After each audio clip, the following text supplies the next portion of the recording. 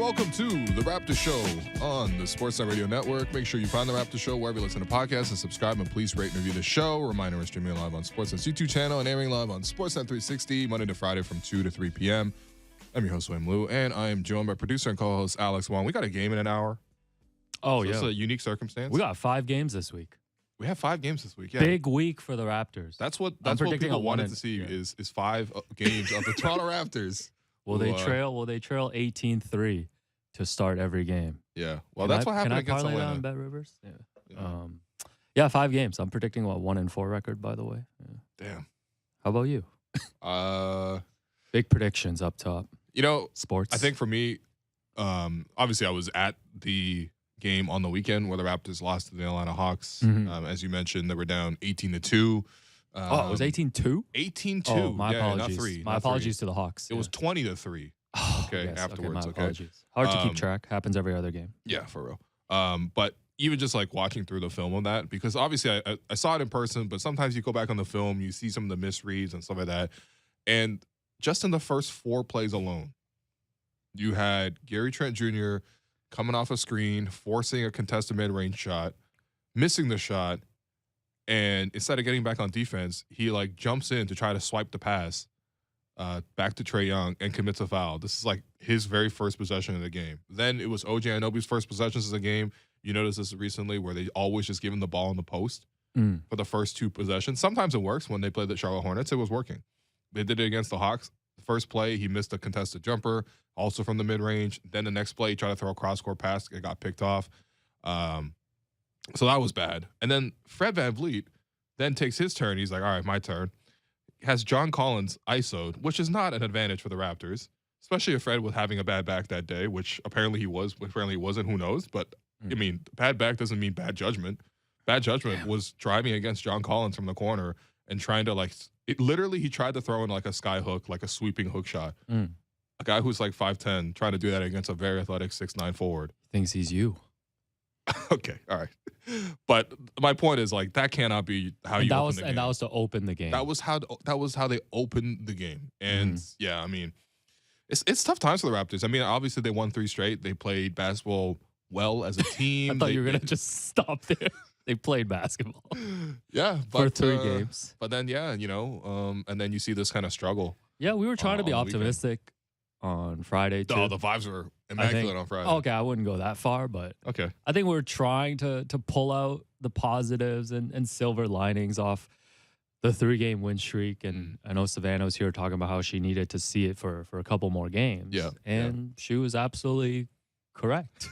I think everybody was correct. To say I think a lot of people call it kind of like just like fool's gold for them to like beat the Hornets twice and all that. Like, listen, you play whatever's on the schedule, but coming out of this homestand, which was a do or die homestand, they go 3-3, which is almost like you died. Like, no offense, but it's almost like you died. Yeah, you got to press continue on the video game. You got to put in more coins. Yeah. They needed to go 6-0 in this homestand. I said it before the homestand. Well, it wasn't going to happen. You knew that. Do you see this team? Has this team shown you anything to be able to pull together, kind of just prolong, sustain? No. But right? you essentially needed to see some sort of miraculous performance from them in order to keep the team together. And instead, you saw. Well, it started miraculously, kind of, with the Milwaukee game. That was not a miracle, man. It was a near miracle. That was a game of the season. When we look back on this year, and it's like, you know, hey, what were some of the defining moments? That's going to be one. Shooting 2 of 30 from the field to start the game was a defining moment for me. It was like, you know what, they're really struggling. And a lot of those were open shots. I think they lamented the day after. They're like, I can't believe we missed so many shots. And it's like, yeah, I can believe that. Like, this is like the ethos of the team at this point. But that game, they needed to take. It was on the table. No matter what you think of the Milwaukee Bucks, they've been really struggling. They also have a really bad offense, which we saw in that game. And the Raptors couldn't take care of business there. And then they don't show up against the Knicks, which just to me was, I mean, honestly, how do you let Julius Randle come into your gym and throw up like 6 of the worst threes you've seen? He passed Bernard King on the Knicks all-time scoring list yesterday. Yeah, see, like we 41 points. Yeah, records. Just stop breaking records, okay? It's a lot of inflation with stats, I feel like, these days. Sure, but I mean, to be honest, it's also like you have your defensive player of the year candidate, supposedly, with OG Anunoby. Oh, that's going up against Julius Randle, and he knocks down 20 points in the first quarter. We'll see if that happens, by the way, in an hour or so, actually. That might actually just repeat itself. In 55 minutes. But You know, like you don't win that one. Yep. So they dropped the first two. You beat Portland, which is a good game. Sure. You know, Dame was going off. It was a hotly contested one. You pulled out this new bench rotation. It worked out. That was a good game. You beat Charlotte back to back. I thought they played really nice basketball. You had 30-plus assists in both those games.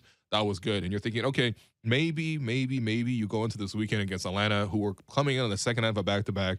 They're missing their six-man in Bogdanovich. They're missing their starting center in Clint Capella. Mm-hmm.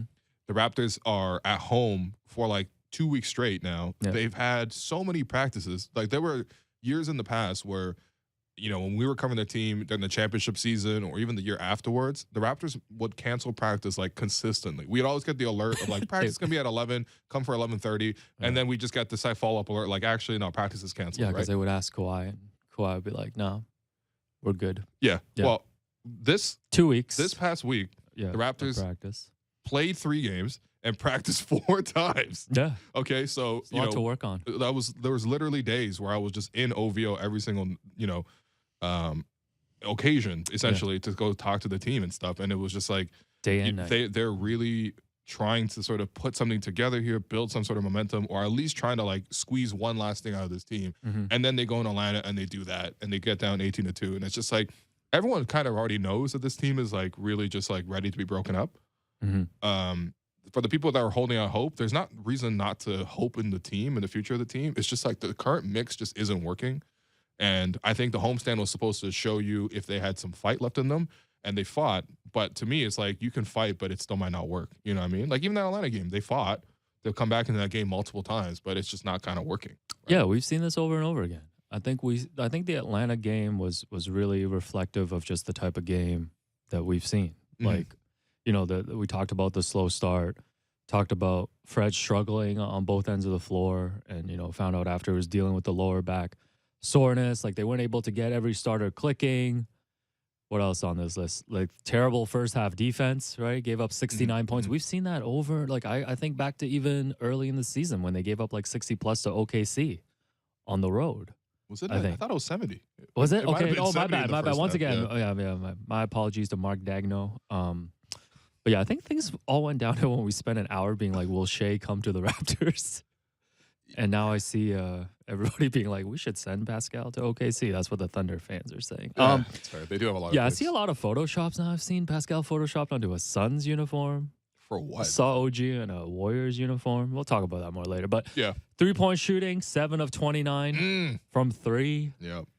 I don't even know how many provinces Matt Devlin's been able to shut out this season. I was going to say, man, Matt Devlin's got a shout out just like Toronto. He's like the downtown core. Slow start to the third quarter because they made a bit of they made a little comeback to end the first half. Sure. Like I mean, look, listen, it's hard to make a comeback when you don't really play defense with any urgency, which is what happened in the first half. Like they try to come back, but you know their defense was just sort of all out of sorts. Mm-hmm. And then you had Nick searching for answers again, like just trying to find a 5-man lineup that worked, and he benched Fred and Gary for most of the fourth quarter, right? Yep. Well, with and that by the way, bigger lineup. that might be one of the first times we've seen Nick actually bench Fred. Mm-hmm. And then he didn't even commit to it when Pascal fouled out. That's right. Because he was like, what you know were his what? other options, though? Would you have liked to see someone else? You know what? That's fair. But, I mean, I don't know. Maybe Gary. It wasn't like Gary was playing any better, but. Yeah, and then they couldn't, signs of life in the fourth. You know, I think Chris had a nice little push for the Raptors. Couple threes, energy plays. Happy 30th birthday to Chris. Honestly, when Chris turned 30, because his birthday was one of the 4 days of the Raptors practice this past week. By the way, I was looking at it because we'll get to this clip later, but Nick Nurse was snapping. But there was a stretch there for, I think, 10 straight days where the Raptors either practiced or played the game during this homestand. 10 straight days, which means that Nick Nurse went to 15 media availabilities because he speaks pregame and, of course, postgame, and he is obligated to speak for every practice as well. So when you put together 5 practices, that's 5 times speaking, then 5 games, that's another 10 appearances. Right. He had 15 times where he had to answer questions in the span of 9 days. And whatever, man, answer some questions. Who cares? But like also at the same time, like, damn, what more do you want from Nick? He's getting interrogated, man. Yeah. So anyway, one of those days, Chris was at practice, and he was like, "Yeah, it's my birthday." And I was like, "Oh, happy birthday, Chris! How old are you turning?" He's like, 30, and I'm like, "What?" That's the same. That one caught me by surprise, you know? Yeah, because we always look at Chris as like one of the young guys, yeah, right? Yeah. I mean, 30 could be young, you know? 30 is still relatively Young. Yeah, sure. Yeah, speaking of Young, and every game now, Thad Young's not sure if he's gonna play. Like, I feel like he just plays every other game now. How did he find himself out of the rotation? You think Nick is just looking for different combinations off the bench? It's a bit concerning that Nick went to. He's now consistently playing 5 bench players. Right, he's giving Juancho time. He's giving Christian time. Precious and Chris should be bench players consistently for you anyway. And then Malachi's got extended run as well. That's 5 bench players, and Thad's still not one of those guys. And I think part of it is it was working nicely in terms of like, okay, you have, this sort of big back or big like front court that you can put in the back there where you can kind of block shots and control possession with Chris and Precious. That was also one of the issues in the Suns game was just like, I didn't want to isolate anybody because it felt like everybody wasn't doing their job to start the game. Eventually, as the game went on, I thought Pascal sort of found his footing. I thought, obviously, Scotty had a strong performance as well, especially him coming on strong. Yeah, shouts to Scotty, 27 points, 12 rebounds, 3 steals, a block, got to the free throw line 10 times. No, absolutely. One of the best games of the year from him. Sure, for sure. And he was very aggressive, and he really got himself into the game. But, at the start of the game, when you really want to just control the tempo or control the outcome of the game, especially at home, you had guys who just came in and just, in the case of the guards, Fred and Gary weren't really containing the ball on one end. Obviously, that was more Fred, but, both of those guys were not doing much defensively, and also they were taking bad shots offensively. I didn't really think the Raptors were in position a lot of times to defend, right? The Raptors, like, first possession, they switched to a zone after a timeout.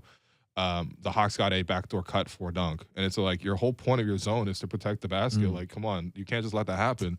And then, with Chris and Precious in particular, I was disappointed because when they came in to bring in some energy, the Hawks were able to, even though they missed a lot of shots, they were able to win a lot of those possessions because they were able to just get on the glass, and they were getting outworked. And it's just like, fundamentally, you guys are hustle guys. Like, you cannot get outworked. That just meant you just didn't do your job for the day. The try-hard team has stopped trying hard. Yeah. It's tough. It's tough. Yeah. But in terms of Thad, I guess he could have Juancho's minutes. You want 60 minutes of Thad instead of Juancho? I guess it just doesn't matter at this point. Yeah. I'm not going to fight with you about Juancho and Thad Young. Yeah, fair enough. Yeah. No, they got cooked by DeJounte Murray and Trae Young. By the way, someone called them DeJounte. That's their name. They don't deserve a nickname. No more nicknames. Man. What? No, come on. You don't deserve a nickname if your coach openly said, I considered resigning. Which is one of the funniest things. Nate McMillan coming out. I think it was a Shams who wrote the story. How long has Nate McMillan coached too, man? It's probably like 30 years. Yeah. Well, I guess, this is like his second year, right? Like second full year in Atlanta. Yeah. I don't know, man. It's just disappointing to lose the Hawks too, because the Hawks are like, one of those middling teams, and they've got their own issues, and you talked about the injuries. And I love all the reports too of John Collins, like the trade rumors around him. Like a week ago, it was they're asking for the Rudy Gobert package, and then yesterday I saw one that said they're just looking for a shooting big in exchange. So the asking price has been lowered in 7 days from 4 first rounders, like 2 pick swaps, to a big who can shoot. They're like, we're trying to trade John Collins for a functional John Collins. If you have one of those John Collins around, like, this is like a whole separate topic. Man. But I do feel like the trades of like the DeJounte Murray trade and the Rudy Gobert trade, it's got everybody that's going to market trying to sell their players or trying to trade their players, trying to get that package. Yeah. It's interesting too, because I think for a lot of teams in the league, like, they've already made their all-in moves, so they don't even have the capacity to add some of those pieces. That's why you think when you're sort of making these sort of hypothetical trades, you're looking at teams like, a New Orleans, for example, who have actually not just kept their own picks, but also received surplus picks from other previous trades. Obviously, this one being the Anthony Davis one, where they're able to sort of acquire other assets. So, look, listen, I think it's fairly clear which way the Raptors should go. By the way, after the Hawks game, a little scoop for you. Oh, okay. This is not even a scoop. This is I was in the tunnel post game. Okay, no need to looking for this. A quiet room to find area to record the podcast. Yeah. And I was like walking past the Raptors locker room, and I was like, oh, that's Masai talking to Rich Paul. Oh, okay. I was like, oh, interesting. Yeah, but then Rich I was Paul's talking about in the building. Oh yeah, I guess he's got some Raptors clients. Oh, he's got Hawks. 4 clients on the Raptors. You didn't realize the Raptors have 4 clutch guys? Christian Coloco, which you told me last week. Yeah. OG. Nick Nurse, and Gary Trent. Gary as well. Yeah. Right. Yeah. Oh, okay. I don't know. Make with that what you will, but big scoops. That's the scoop. I don't know. I was looking again to produce my own show. So yeah. No, that's wild. Yeah, I don't know. I think, yeah. I mean, how many more days until the trade deadline? Less than a month. 25? Less than a month. Yeah, we're almost there. 24 days until the trade deadline. So they're 19 and 24 on the season now, and 10 of their next 12 are on the road. And I'll have you know that the Raptors have won 4 times on the road. Only 4. You know, I believe. Let me double check. Might be 5. I was watching the Warriors yesterday because yeah, you know, they were playing the Bulls. It was an early afternoon game, so I was did you gamble that game? No, I didn't. Okay. I just like basketball. 5 road wins. My apologies to 5. Nick Nurse and the organization. Okay, 5 and 13. Yeah. But so I was watching the Warriors game, and you know they were losing. Nick Vucevic had like an incredible game, and the Warriors were down like big early in the game, right? And I was thinking back to when Nick was at practice, and he was saying like, you know, I know you guys watch the rest of the league. Like a lot of teams get down big early in the game. And I was like, you know what, fair. You know what, to watch the reigning champions come into Chicago and give up like they were down like 20-4 or something like that. You know what I mean? It's like, okay, this does happen, right? And they were trying to claw back, and it just wasn't happening. Ultimately, they lose the game, whatever. But at one point, the Warriors broadcast put up a graphic towards the end when it was pretty clear that Chicago was going to win, and the Warriors are 1-10 on the road against Eastern Conference I know this opponents. Stat. The only game that they won was here when and I was like, God damn. when they ran the Draymond Green, JaMychal Green pick and roll. Why are we the one? No, I definitely saw that stat as well. That's tough. You know the 2 teams in the NBA that have less road wins than the Raptors? There's 2 teams. There are? Yeah. Detroit? Wait, Detroit has more road wins than the Raptors? Yeah, the Pistons are 6 and 19 on the road. Nobody in the Eastern Conference has less road wins. They haven't even played in Toronto Raptors. yet. No, the 2 teams with 4 wins on the road are your Golden State Warriors. Yeah. And the Houston Rockets. Yeah. Eric Gordon's Houston Rockets. Eric Gordon's hilarious, man. He's just been there the whole time with his circular face. I hope they ship him to like another rebuilding team. Yeah, like trade him to Charlotte. Yeah.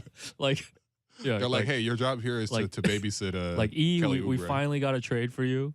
You're heading to Charlotte. He'd probably be happy. That's slightly better than Houston, honestly. But you did reference Nick Nurse. He was at practice yesterday, and a lot of the questions were focused on the team's inconsistency so far this season and their effort level. So at the start of his media availability, he was asked about that, and here's what he had to say. You talked about inconsistency of effort this season. What do you attribute that to? I don't know. It's a good question. I don't really have an answer for you. I think if you talk to these guys, they would all tell you that they're... How do you evaluate effort? These guys would all say, I assume, that they're giving it 100% every time they're on the court. How do you decide if that's true? Well, we've got a bunch of accountability factors that we look at and take into consideration. But even some of those you can score very high on, I think, and not have the greatest energy in the world. I think the energy vibe is certainly off, no doubt about it. The energy vibe. No, it's interesting. Even them, you know, I know every team tracks all of these like hustle stats and things like that. But he's remember we went through this whole like the Raptors have a defensive box score thing. Yeah. So that's right. That's right. Eagles.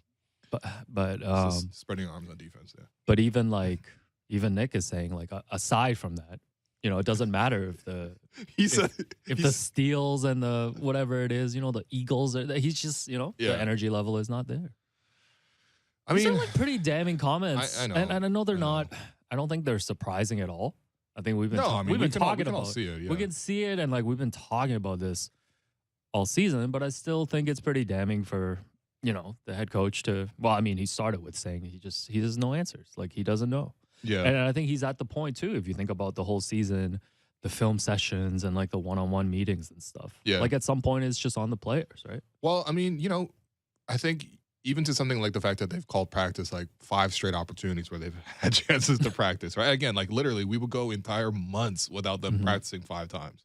Yeah. Like formally practicing. Yeah, you know that 2019 team, that was a veteran team too, right? Oh, of course. I just I just get mean what like you're this saying. is how far we've fallen. We called practice 5 straight times. I got what you're saying. Okay. Thad Young, they're getting extra threes. I'm like, why? Why am I doing this? But that ice tub is like, again? They're like, we didn't even have enough time for the ice to freeze from last time. You got to wait for the they're getting their money's worth on that ice tub. Oh, man. But the ROI on that is wild, man. So for this team, like, they've had a team meeting. Mm-hmm. They've had Masai come in to speak to individual players. Mm-hmm. They've had Nick go through these extensive talks with the players. They skipped warm-ups before the Phoenix game to have the film session. They had a film session, a heated film session when Nick was like, the only voice in there was mine for 20 minutes. All right. They were listening to a Nick Nurse React pod. And then you still have these lifeless performances. Like, I don't know how much you can really do to continue reaching them. You know what I mean? Like, I think that's where, for the individual players, they probably just need, like, either a change of scenery or, like, I don't know what else you would, like, what other, like, opportunities can you really do to jar them? Yeah, they've had so many opportunities to just come together, right? Like, come together sure. and actually play towards a common goal, which is, as you know, on the Noah scoreboard, is a win. Yeah. Yes, that's all it says on there ever. It's just win. No, they maybe when they start tanking, it'll just say lose. I'm surprised no one's photoshopped it to say tank, given all the photoshops. You know what? Let's do that. But no, they should take the win off for now. But yeah, Nick was also asked. Reporters continue to ask. He was also asked about the lack of collective energy to start games. And here's what he had to say. Standpoint, they continue to get here, work really hard, both individually and as a team, and focused and all that kind of stuff.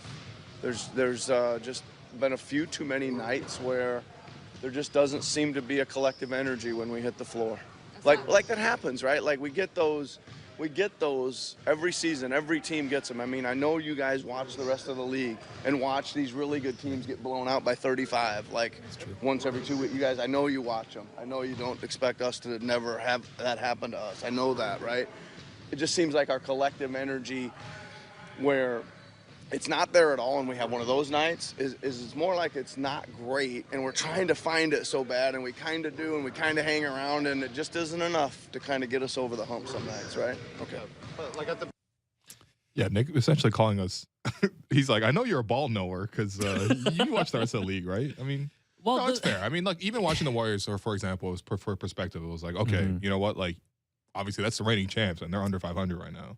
Yeah, they've had injuries, but like, I don't think that should be an excuse. And like, you use the Warriors as a comparison. You know how you can come back when you dig yourself these double-digit holes? Yeah, threes. You know. Well, and by the way, the Warriors I think made 21 threes last night. But this is all I'm saying. Like, this team is not built to come from behind.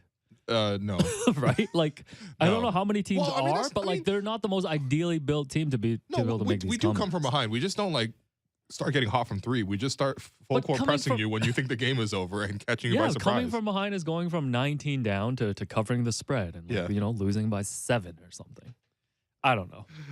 And then at the Nick was talked about all of this stuff for about 5 minutes, and then at the end he was asked another question about effort, and here was his reaction. When we're talking about effort, is it? Come on, man. No more effort. No more effort questions. Go ahead. You guys good? Yeah, like you said, then he walked off. Yeah, and then he walked off. But like you said, the context, obviously, he was answering questions over and over for the 5 minutes. He answered like 5 straight questions. And you mentioned the 15 interrogation sessions over the last 2 weeks. Add in the fact that the team is terrible right now. Yeah. And he can't obviously say that. He can't just be like, hey, my team sucks. Yes. Right? Yeah. Which I think would actually answer a lot of this stuff. Yeah. But also at the same time, it's just like, I do feel bad for Nick because, like I said, the last 10 days, he's had 15 media sessions, right? And there's only so much you can really say about certain things, especially because, again, he can't tell us everything. That's where I'm just like, I do feel like, even though obviously I know this is a busy time of year, I know Masai was just overseas scouting, right? You want the watching presser. Wemby and stuff like that. I just mean like some of these questions should not be necessarily going to Nick all the time. Sure. Like some of the stuff you can't really expect him to answer. Like one of the pregame pressers, someone asked him like, "Hey Nick, do you have alignment with Bobby and Masai?" And it's like, he's got to like figure out how to beat the Charlotte Hornets that night, not like answer questions about the front office. It's even that. I think it does put the head coach in he's not going to say if things are not aligned. What's he supposed to say too? Well, he's just like, "Yep, we're all good," and then he walked off. One of those things. But it's just like, I get it. Like obviously he's facing a lot of heat. Some of it's deserved, some of it's not deserved. Like I thought he could have managed the Hawks game better. Yeah. But at the same time, like I said, some of his players are also underperforming. Like you look at the backcourt. Everyone's to blame. Everyone has a share of blame. Front office, coaches. Yeah. And they can all look at each other and feel like the other person's not picking up. The other group is not picking up the slack right now. That's kind of a bad culture though, isn't it? I think everyone's got to take individual accountability and work towards the goal and sacrifice towards the goal. But I think when things are losing, people are just kind of like, how can I get mine in this situation and make sure I'm not at fault or I still walk out of this okay? Yeah, but And this is that's where the team itself doesn't Mhm. necessarily get served, you know. But I And think that's how the Hawks game happens. Like that's Mhm. probably a conversation that people on the Hawks side have had about their team. Sure. They're also like another really disappointing team. Now they've like strung together a couple of wins, but I don't believe that team. I'm not that impressed. And it's just like at the same time though, like they have these issues and they still came in and just smacked up the Raptors. Yeah, and sometimes Like, it's just, you come know, on, you talk man. so much about energy, effort, and all this stuff. Sometimes you just got to look at the talent on the roster and how it's performing too, right? Like you But talk about that's the a front office thing. That's right, not right, right. But that's what I'm that's not saying. Nick Nurse yeah, speaks but to the that, media 10 that, straight days. but that's what I'm saying though, right? It's like if you talk about collective blame, like you can easily just look at the Atlanta game and probably point the other games and point out like you look at like a Julius Randle or like even on Saturday, like Trae Young and DeJounte Murray won that game for them, right? They stepped up, they played Sure, great yeah, games. Yeah. I like mean, like where are the Raptors gonna get those performances? Like you think of like Pascal with the 52. And you know, there's been occasions where Scotty, you know, Gary, OG have had their games, but there just hasn't been that consistency there, right? So at some point, Yeah. you have to look at the talent of the team and just be honest with that too. Of is the talent level enough? And there's just a lot of things going on with this team. Like when you're asking a lot of guys, and some of them heading into contract years, and some of them still trying to find their roles, some of them wanting more touches. Mm. It's hard to ask guys to fill those roles and not try to think about wanting more for themselves when you're losing. exactly. When you're You know losing. what I When mean? it's winning, everyone can kind of Yeah. like sacrifice towards You the talk goal. about the Warriors, like the Warriors are a good comp. Like years ago, when like Andre Iguodala was being asked to come off the bench during Sure. Yeah. their first championship year, and he was very open about it after winning the championship, and said that like he only accepted it because the team was doing well. Yeah, of course. Right? Yeah. So like if you're a younger player and if you want to point to someone like Gary, or if you want to look at Fred who's in his contract year, all this stuff, like even OG, we heard the whispers before the start of the season Yeah. about him wanting more touches. Mm. And you see him trying to take a bigger role Oh, like year to he year on takes shots offense, right? out of the rhythm of the offense. Right. So, and I don't think those are necessarily criticisms. That's honestly just human nature with the NBA. Like guys Sure, yeah. reach certain points in their careers Yeah. where they're going to have to put some of those interests ahead of the team. And the challenge for the front office, challenge for the coaches, for any organization is try to mesh that together, right? Yeah. Like the individual goals with the team goals. And I don't know, maybe we can talk about it in the second segment, but now I'm thinking more about last year. I'm like, damn, was last year a mirage then? Like the fact that this group was able to get to 48? Yeah, I don't know. I mean, coming to this season, my whole thing was let's improve on last year, and that's the Raptors thing as well, Mhm. you know. And the fact that we're at a point where it's like, damn, can we get back to last year? It makes it a little bit puts things in perspective, like just how poorly the Raptors have played. But listen, who knows? Maybe they come out in the next 30 minutes and get another win. But Okay. we're gonna take a break right here, though. I've been your host, Willu. That's Alex Wong. You're listening to the Raptors Show on the Sportsnet Radio Network.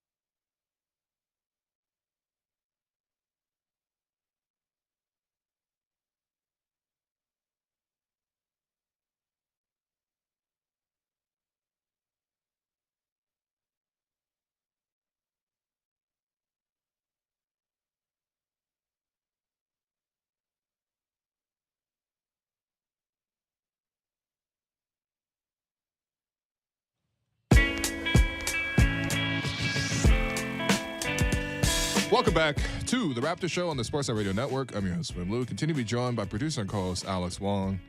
We're recapping just kind of what's gone wrong with the Raptors season. There's a lot of it, to be honest. And, you know, even though the Raptors did have that 3-game win streak, all it takes is just one disappointing performance to sort of bring back that rush of, like, you know, this year just hasn't been great. So, Yeah, when's the last impressive win? When's the last win?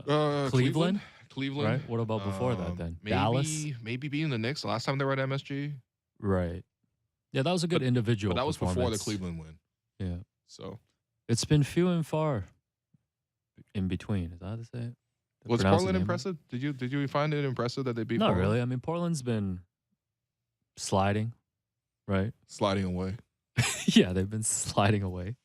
That's Shouts the to greatest Oasis Shouts to song. the live listeners. Yeah. 26 minutes ish from tip off. Right. You got the countdown clock? No, we Okay. get it. So, in other Raptors news, CJ McCollum, New Orleans Pelicans guard Mhm. / podcaster, and I guess I've been made aware he's part of the Players Association, Isn't he Vice- the president? the president or the VP. One So of the he was VPs, on yeah. he was on ESPN. I think it was his podcast, and he just had a quick comment about the Raptors, which caught a lot of people's attention.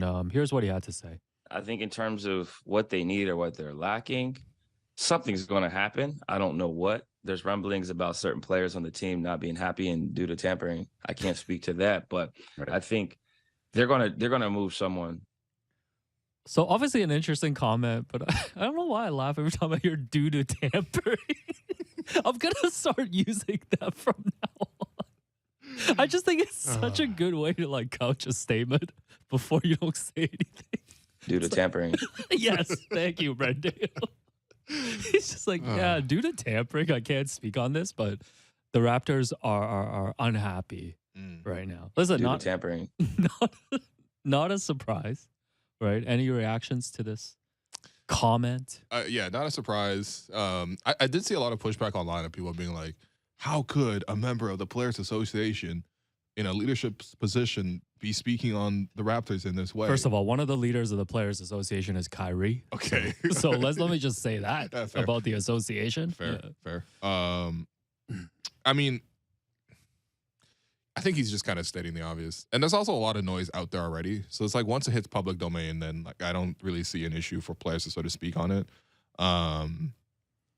Yeah, it's not surprising. And at the same time, I honestly think that like most of the fan bases right now in on a situation where they're like, let's look to see what they can do in terms of at the trade deadline and sort of move some pieces around. And of course, not just at the deadline, because the deadline itself is one thing, but I think the bigger moves when you're thinking about moving some franchise like core pieces probably will happen in the offseason. Although, I don't know, who knows? Maybe we'll see some action at the trade deadline. It really just depends on sort of what options are out there.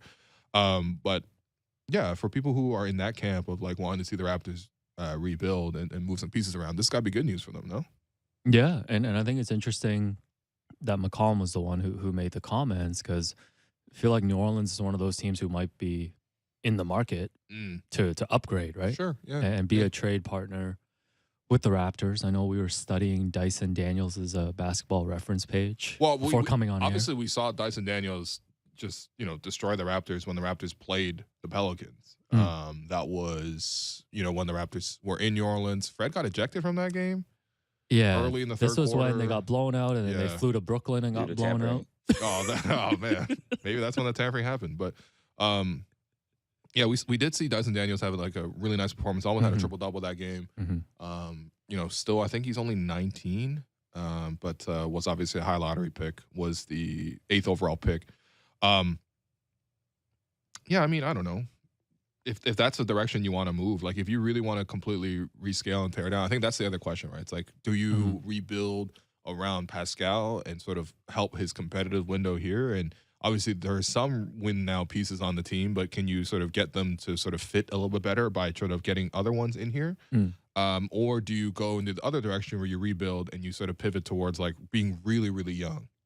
And lead heavily towards the Scotty core. Right, like build around Scotty. Yeah, and I just see rebuild. merit in both things. I mean, for me personally, I'm personally on like let's try to build around Pascal. Like the one guy I do feel bad about is just like watching Pascal. Scotty Barnes. Yeah, well, Where did that go from? Show us that the might have been, honestly, Serge gave us one of the best parts of this season, and he's not even on the team anymore. We showed him a tribute video. He wasn't even in the arena. That should be the drop whenever Scotty scores. Scotty Barnes. You don't want It's Your Boy? No, I don't. Yeah, I know. Jay-Z is sacred. Yeah, I know. I hear Jay-Z's not for Gen Z. But yeah. Yeah, no, but I think for so me, you're on the Pascal. I want to keep building around Pascal. I want to put win-now pieces around him. Like when you hear him speak and the positivity and the work that he's showing, like that's to me like you do all this tanking kind of stuff to get a player on his level or get a player with the talent to get to his level. So what is the point of dashing him right now? So I want to at least put some pieces around him to sort of make that work. Not to say that like you trade all the young guys and go fully all in, because no one will go all in on a team that's like 5-6 games under 500 right now. Factor this front office. No, please. They're please built don't. different. No, they're not built different, man. By the way, we just worked it out. I think the management, when you factor in the president and Masai. Oh yeah, GM this is our pocket watching segment. And the head coach in Will Lou pocket watcher. In Nick. I think they make close to like they're probably approaching 30.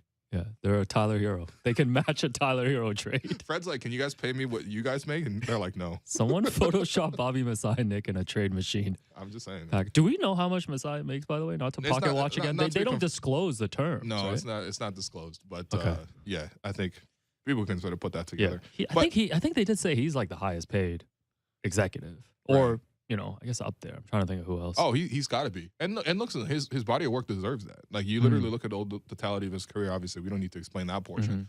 But anyway, my point is just like with this team, for me, I'd still want to put pieces around Pascal. Right. But I totally understand that the front office says I want to go completely in a different direction and just put all our eggs into the future basket, and maybe we just lose for 2 to 3 years. I mean, it will go against the ethos of this team for the majority of this entire tenure. Yeah, but this is a different decision now. This is the difficult decision facing. You talk about wanting to build win now around Pascal, and I think obviously the other issue is he'll be up for a new contract after next season. Yeah. So if you're looking at the roster, fine with me. I don't care. If you're looking at the roster the way it is now, and I think the other thing we don't maybe talk about as much, and I think that's one of the things that when you hear a comment like that from CJ McCollum. And, I can't elaborate on that due to tampering, but it's like we have to think about it from the other side too, in terms of do the players want to stay, right? Because I think so much of the conversation is always, does the team want to move forward with Gary Trent Jr.? Does the team want to move forward with OG? Does the team want to build around Pascal long term? You got to think about too, like when Gary hits free agency, is he happy with his role here? Yeah. Like does he think that this is the best situation for him long term? And the scary part about thinking about building around Pascal is like you are on the clock, because it's not like based on Pascal's age and based on his contract, it's not like you can it's not like you can tear it down and then say give yourself like a 4-year runway to build it back up, right? Sure. So if you're thinking about Pascal, it's like how many players on the roster right now are you like, okay, I'm happy moving forward with these guys? These are win now pieces for me with Pascal. Well, I mean, I think on paper, like OG, Fred, Gary, even Scotty are all like ready to win. Their now, names are, but they're just not. They're not like cohesive. So that's the whole right starting now. lineup. No, they're not cohesive right now. Yeah. So unless you find a way for them to actually work together as a team like they did last year, then you need to get other pieces. It's not to say that they don't have the ability to contribute. On paper, a lot of these guys make a lot of sense around them, but that's what makes this whole thing so frustrating too. Yeah, for sure. No, I get it. And this is why that's why the management gets paid the Tyler Hero, man. It's not for us. I do think there is a lot of pressure on the front office now in terms of what they're going to do at the deadline. But I would like to look at it more as like deadline and the offseason. I just don't know how much tear down, if they're going to go in that direction, is actually going to happen at the deadline. Sure. Even after Tampa, for example, like they made moves to get rid of 2 long-term Raptors. Obviously, Norm got dealt at the deadline, and then Kyle left in free agency on a sign and trade, right? So, like, you don't see it all happen at once. I think my concern, and I've said this previously on the show, is just like I do wonder like who's going to be around to sort of maintain Raptors culture. And this is not to say that like we're going to keep Fred just to like so he can be the culture figurehead, or we keep Pascal because he's there for culture. Like obviously it's about production more than anything else. I think the word maybe is more continuity for you then. Just kind of like a carryover from what. No, I just want to know what the Raptors stand for. Like, you know what I mean? Like, at least winning. You know, like that's what it's supposed to be: winning and development. That's the two things, right? Development feeding into winning, and the culture of hard work that allows for development to happen in the first place, and for the Raptors to actually like stand for something. And for a long time, and trust me, I've been a long time Raptor fan. Like, I've seen lots of eras where the Raptors weren't like about anything. They were just a team. Yeah. You know, like they were the Charlotte Hornets. They're just one of 30 teams, and they're like, you know, they weren't going to factor into the championship. They didn't really matter. They you know, they had their own little storylines and stuff like that, but ultimately it didn't matter. Right. And very much the Raptors are kind of back to that point, and it makes me sad, man. The Raptors were really like we were literally on top of the world. You don't want to be irrelevant. You don't want to be irrelevant in this league. And right now the Raptors are irrelevant. It was like when David Thorpe came on last week, he was like, "Yeah, I'm not really watching the Raptors right now because they don't matter." And it's, you know, what are you supposed to say? So it's like, yeah, for me, it's just like I still want somebody here to at least like maintain that culture. Right. Yeah. And to me, and again, and you're talking about players, because like obviously there's been continuity with front office, right? And we have continuity with Nick Nurse now for a little bit. Nick sitting guys down or Masai sitting guys down is probably a sign of culture. But to be honest, like it doesn't hit the same as when the players you need the players, especially in this era of NBA basketball. So it's like, yeah, I think to me that matters to me personally. Obviously, people can be free to disagree. I can totally see the case where people's like, let's just get rid of everybody, liquidate everybody, turn it all into future trade picks, and then we just eventually just play the lottery until we get the next guy, and then we build up the whole culture again. But it's like you're really starting from ground zero again. And the Raptors have been one of the most winning franchises in basketball for the last 10 years. Yeah, and it just sucks to sort of see them like if they want to move away from that, or do they want to try to recommit to it? That's a hard decision. It's not just trading a player. It's like you're essentially gutting your identity of the team. No, I agree with you. And I think if you're going, I think the other thing too is just like, are you ready to hand this over to Scotty? Right. Like, are you ready to make Scotty like the franchise guy? He's going to everything is going to come down to him. The winning and losing is going to come down to him. All the playmaking is going to come down to him. The defense is all coming down to him. It's not just a basketball ability thing, because I actually really don't doubt that about Scotty. He's got so many natural gifts. And even when we're seeing recently where he's been asked to play center, he's been able to adapt his role really quickly. That shows to me like, okay, he's definitely got a lot of skills because he's able to sort of change roles dramatically and still be productive in different roles.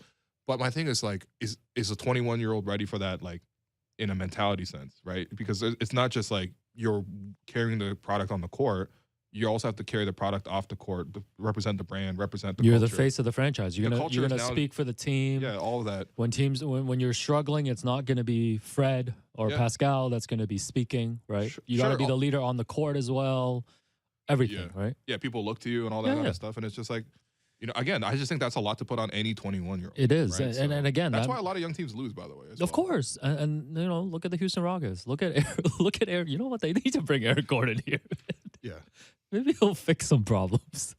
No, I'm with you. I think if you go on the Scotty timeline, like you said, I think part of it probably scares you of having to go dark for a couple of years, you know, like having to build it back up, right? You're going to go young and all this stuff. And honestly, I mean, look, listen, maybe you have to do that. Maybe you're at a point where like you don't have enough young players and this talent. is what NBA teams cycle through. Yeah, that's true. It's ultimately about talent at the end of the day. And that's why you need management to continuously replenish with talent, no matter how much you're winning, right? And I thought the Raptors did a great job of that, getting Scotty in the first place. But, you know, right now, clearly it's not working. And, yeah, they have some tough decisions to make in the next month or so.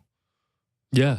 Do you think they're going to make, like, multiple moves and really go in a very, like, really choose that direction at the deadline? Or do you think that's more of an offseason? I think one starter is definitely getting traded, maybe two. Okay. This is my prediction right now. Yeah. Yeah. Because I feel like when you talk about Pascal and OG, like I don't